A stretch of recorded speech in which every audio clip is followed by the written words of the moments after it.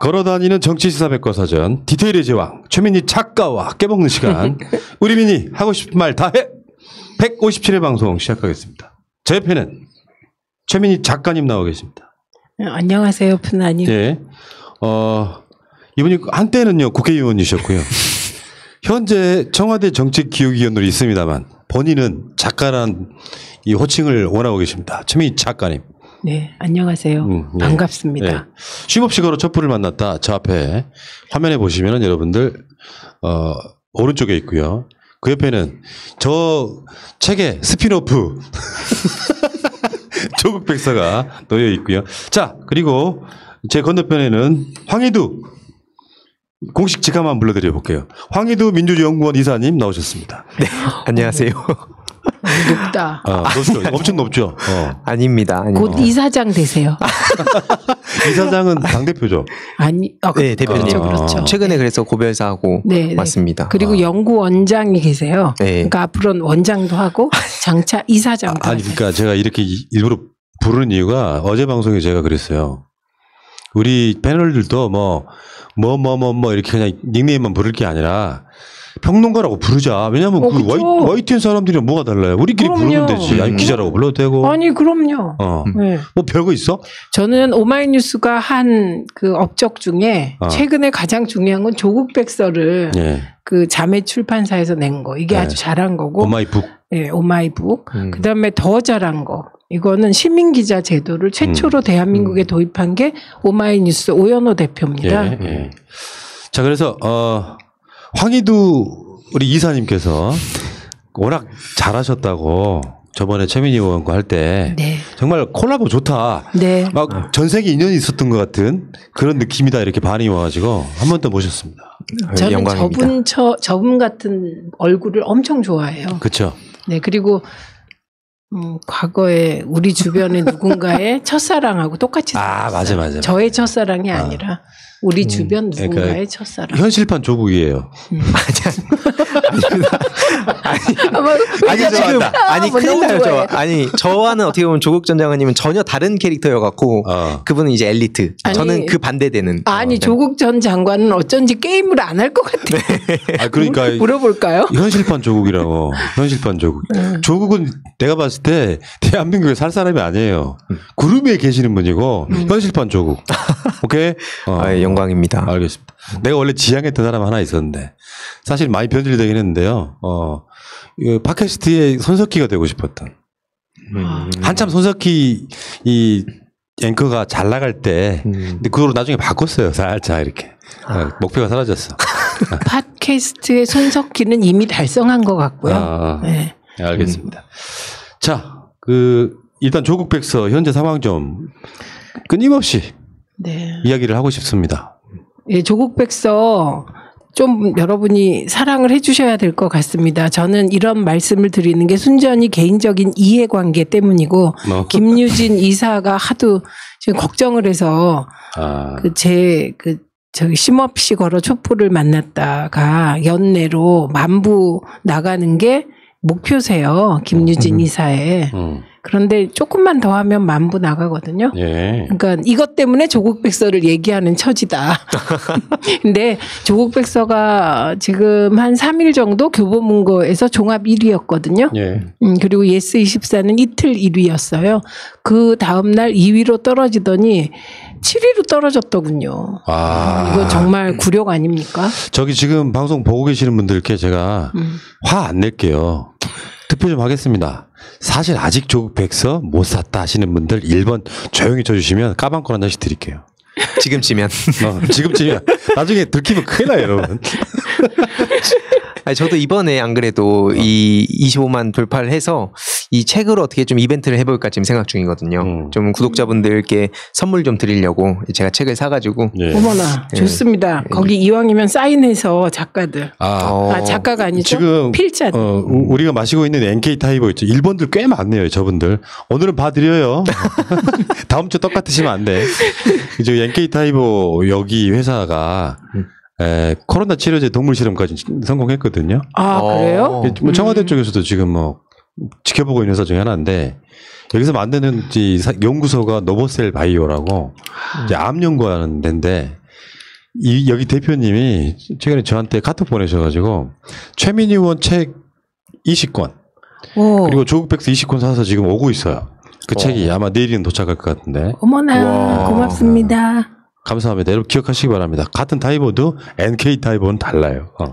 자, 어쨌든 조국 백서가 뭐 이따가 다시 후반부 이야기하겠습니다만 조국 흑서라고 뭐가 하나 나와갖고 이게 7위로 떨어질 때쯤 되니까 은근히 도와주네.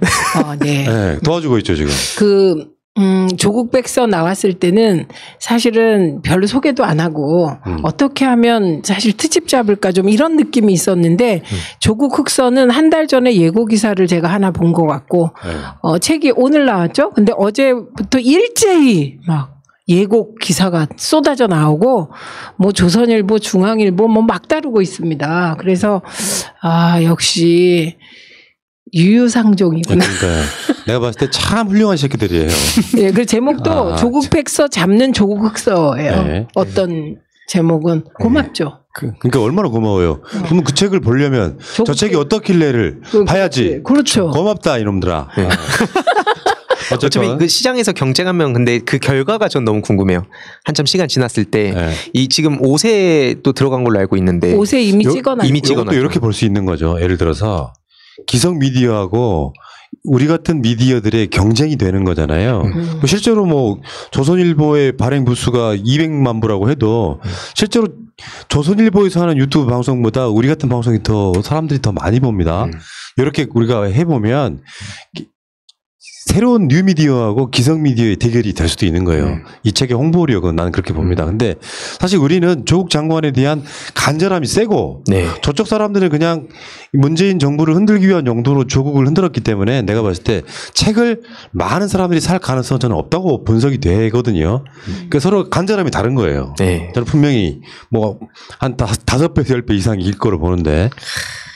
그러니까 그리고 그 구매 내용이 다를 거라고 생각해요. 저는 흑서 같은 경우는 정치적 기득권 카르텔 그쪽에서 뭔가 조직적 구매를 하지 않을까 이런 생각이 듭니다. 근데 조국 백서의 경우는 정말 시민 한 분 한 분이 지금 사고 계시고 제가 부탁드리는 건 꼭 읽어달라는 거예요. 꼭 읽으시면 지금 현재 막 복잡하지 않습니까? 의사들이 파업을 해? 선생님들이? 뭐 이런 생각도 들고 그런데 이런 것을 바라보는 기준이 생기실 거다 이렇게 감히 말씀드립니다. 뭐 조국 장관 이야기 나온 김에 짧게 하나만 언급하고 가겠습니다. 조국 장관이 장관 되고 나서요 그거 하셨죠. 김홍영 검사 묘 무덤에 갔었던 기억이 나는데 바로 어제가 월요일이 이 김홍영 검사가 극단적 선택을 한 지 4년 된 날이라고 해요. 근데 실제로 이 상급 검사의 괴롭힘으로 이제 이게 막 운명을 달리한 건데 사실 검찰 내부에서는 알았다고 하죠. 이 사건 자체를 알았었는데 결국엔 이 사건을 막지를 못했다. 뭐 그러면서 유야무야 자신들의 비리는 그냥 덮어버리는 게 검찰의 스킬 아니겠습니까? 아니 이 부분은 비밀의 숲 2를 시작한 거 아시죠? 근데 요즘은 그냥 실시간 시청하고 있어요, 제가. 네, 저도 비숲. 근데 거기 보면 그 황 검사 있잖아요, 유명한 조승우가 분한 그 검사한테 그 위에 두 검사가 가방을 던지는 게 나와요. 그 장면이 되게 리얼하죠. 근데 그건 아마 1000분의 1쯤 보여준 거라고 생각해요. 그러니까 저는 어쩌면 검사들 사이에서 꽃모 검사가 더 많을 수 있다. 꼰대라고 안 한다면서요. 꽃모라고. 꽃모 검사가 더 많을 수도 있다. 그래서 이건 빙산의 일각이다. 김홍영 검사 건은. 그리고 우리가 이렇게 활자화돼서 보는 얘기 있잖아요. 이런 것도 아주 빙산의 일각일 뿐일 것이다. 드러나지 않은 가혹행위 이런 것 가혹행위 수준까지 있을 거라고 봅니다. 이번에 뭐 이게 또 스포가 될까봐 되게 조심스럽긴 한데 비숲2 저도 챙겨보는데 이런 그 조직 내에서의 그런 따돌림 얘기 좀 이렇게 나오잖아요. 그거 보면서도 그 어린 시절 때 이 예를 들어서 힘으로 보통 그 반을 좌우하잖아요. 이제는 나이가 들면서 이제 공부 잘하던 사람들이 어느 순간 그 힘을 가지고 진짜 물리적 힘 말고 진짜 암기 잘한다는 이유만으로 세상을 마음껏 주물르던 사람들의 시대가 저물고 있는 있는 것 같아서 지금 이 순간이 전 역사적으로 되게 중요한 것 같습니다. 와 멋집니다. 민주연구원 이사님. 네 정말 민주연구원 클래스가 황희도 이사를 통해서 드러나고 있습니다. 네. 그리고 또 재밌었던 뉴스 하나가요. 오늘 나온 뉴스인데 윤석열 총장의 거주지를 무단 침입해서 인터뷰를 지도했던 이 사람들 이게 누구냐면은 서울의 소리로 보입니다. 왜냐하면 여기에 기자 뭐 백모 씨 뭐 이렇게 나오는 거 보니까 그래서 경찰이 고발건에 수사를 착수했다 이렇게 이야기가 나오고 있거든요. 어머 이게 말이 돼요? 그럼 조민 씨는요? 조민 씨는 오늘 제가 백은종 선생님께 전화를 드렸었어요. 원래 뵙기로 했었거든요. 그 광복 회장님 좀 소개 좀 받으려고. 저도 여기 같이 들어갈 뻔했는데, 그러니까 지금 이게 원래 가려고 하다가 일정이 겹쳐갖고 못 갔거든요. 방송 못 볼 뻔했구나. 아 근데 진짜 전 너무 화가 나는 게 뭐 TV조선 정수양 기자 그런 사람이 기자라고 부르는 것도 참 저는 되게 죄송스러운데 아무튼 비교도 안 되는 사안인데도 불구하고 하나는 계속 덮고 있고 이것만 보더라도 저는 이 어떤 환상이 많이 깨지지 않을까 해서 젊은 청년들도 아직까지 그 판사 검사하면 그런 어떤 되게 정의롭고 멋있다는 생각을 하는 것 같아요. 그걸 어떻게 무너뜨릴지를. 네, 일본 영화 보면 검사가 멋있죠. 네. 일본 영화. 네. 그런데 우리나라 영화 속에서 검사가 멋있게 나오는 영화는 그나마 비습에서 황 검사 하나, 황시목 하나인 것 같죠? 예. 거의 없어요. 근데 그 황시목은 보면 검사들 사회에서 왕따예요. 늘 왕따예요. 만약에 황희도가요. 네. 이 공부를 해가지고 검사가 됐으면 황시목처럼 되지 그렇게 않을까? 됐겠죠. 예. 황시목 생겼도 비슷해. 예. 맞아. 근데 조금 더 잘생겼어요. 어쨌든 그런데 지금 그 서울의 소리는 아마 이렇게 이야기하는 것 같아요. 윤 총장에게 과거 홍석현 회장과 왜 만났는지 등에 묻기 위해서 기자 2명과 소속 운전기사가 갔다.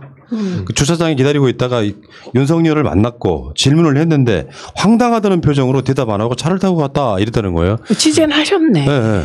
그러니까 결국에는 말은 안 했지만 표정으로 피드백을 준 거예요. 황당해하는 거. 그러면 이게 우리들 입장에서 그렇잖아요. 자기 문제는 드럽게 빠르네. 물론 수사를 하는 건 경찰이 하는 거지만 사실 웃기잖아요. 지금 그 TV조선 기자 네. 박시양인가 뭐 있죠. 그 정수양. 정수양. 네. 정수양인가 하는 그 기자는 조민 씨.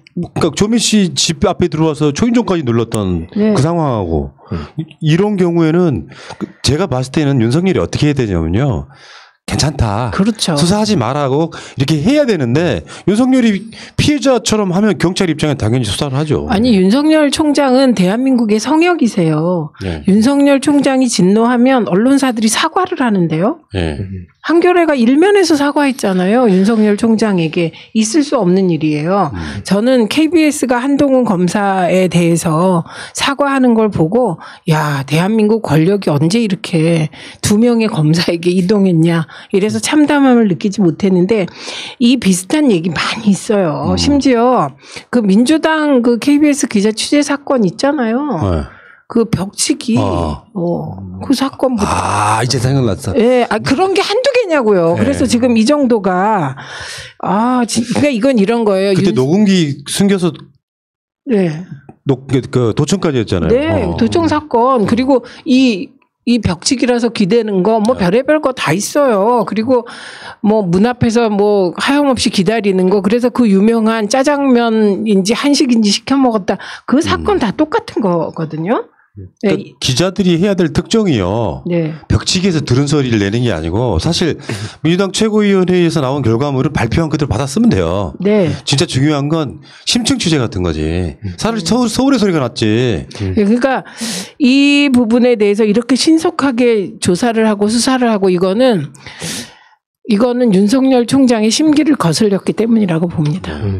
이 언론에 대해서 얘기 나와서 잠깐 이따가 할 타이밍이 없을까봐 오늘 좀 열받은 일이 하나 있었던 게 박원순 분향소 그거 네. 불법이다. 하태경하고 또 그 박대출 그 둘이 이제 그걸 계속 주장했는데 찾아보니까 이게 가짜 뉴스였어요. 그게 하태경 의원 측에서 그냥 그렇게 주장한 거고 일방적 주장이고 알아보니까 이제 그 경찰도 그런 일 없다 그러고 그 경찰 측에서는 이거를 이제 그 보건복지부에다가 좀 물어봤다고 하는데 보건복지부의 오피셜로는 그런 이 요청도 없었고 그런 그 언론의 보도도 가짜다. 공식 얘기를 했거든요. 근데 언론이 대대적으로 그것만 받아 쓰는 거예요.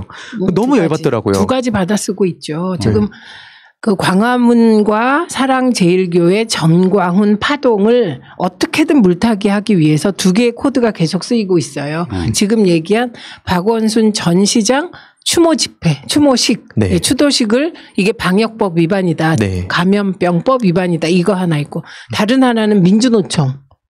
민주노총에만 관대하다. 이 두 개를 가지고 계속 하고 있죠. 그러니까 지금 그런 경우는 좀 상식적으로 좀 하십시오. 그리고 새날 좀 들으시고요. 왜냐하면 박원순 전 시장 추도식에서 누가 노래 부르고 얘기하고 그랬습니까? 다 마스크 거리두기에 쓰고 다 정확하게 했죠. 조용히 추도만 했습니다. 그러니까 물타기 할래도 좀 상식적인 물타기를 해야죠. 그죠? 네. 그러니까 그리고 민주노총과 문재인 정부 사이 안 좋아요. 그러니까 아시잖아. 그리고 민주노총이 그런 집회를 한 것 자체 잘못한 거죠. 네. 그 민노총은 봐준다 이런 프레임 만들려고 하는데 사이 안 좋다니까. 사이도 그렇고 안 봐줘요. 왜냐하면 그 방역 당국에서 그 왜 가짜 뉴스 퍼뜨리면서 만약에 광화문 집회 갔다가 보건당국에서 전화 오면 민노총 집회 갔다고 해라 이런 거 이제 소용 없어요. 왜냐하면 민노총 집회도 검사 다 받아야 돼요. 예. 자 어쨌든 이렇습니다. 자기 문제에 대해서는 더럽게 빠른 윤석열 이야기였습니다. 자 지금 문재인 대통령이